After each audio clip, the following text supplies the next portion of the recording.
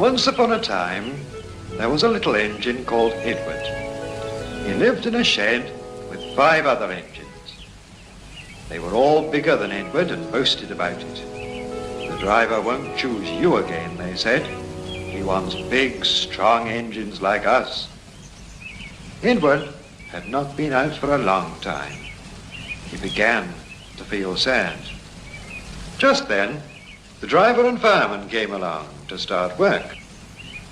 The driver looked at Edward. "Why are you sad?" he asked. "Would you like to come out today?" "Yes, please," said Edward. So the fireman lit the fire and made a nice lot of steam. Then the driver pulled the lever and Edward puffed away.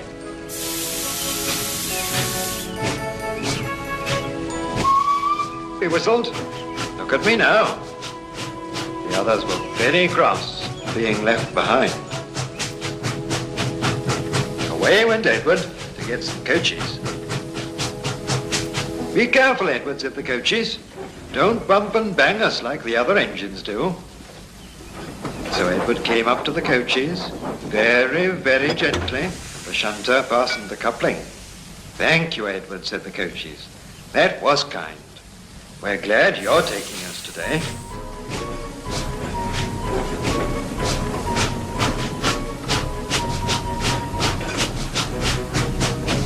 Then they went to the station, where the people were waiting.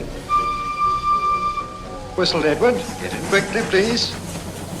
So the people got in quickly, and Edward waited happily for the guard to blow his whistle and wave his green flag. He waited and waited.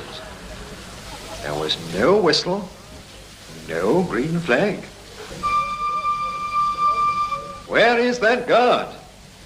Edward was getting anxious. The driver and fireman asked the station master, "Have you seen the guard?" "No," he said. They asked the porter, "Have you seen the guard?" "Yes, last night," said the porter. Edward began to get cross. "Are we ever going to start?" he said.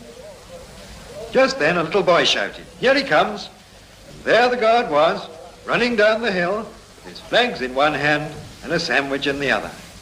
He ran onto the platform, blew his whistle, and jumped into his van. Edward puffed off.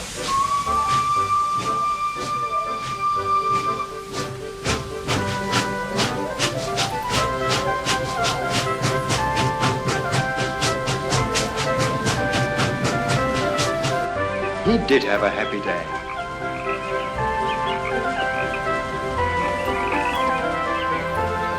All the children ran to wave as he went past.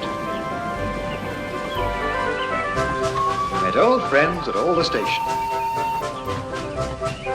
He worked so hard, the driver promised to take him out again next day. "I'm going out again tomorrow," he told the other engines that night in the shed. "What do you think of that?" But he didn't hear what they thought, but he was so tired and happy that he fell asleep at once.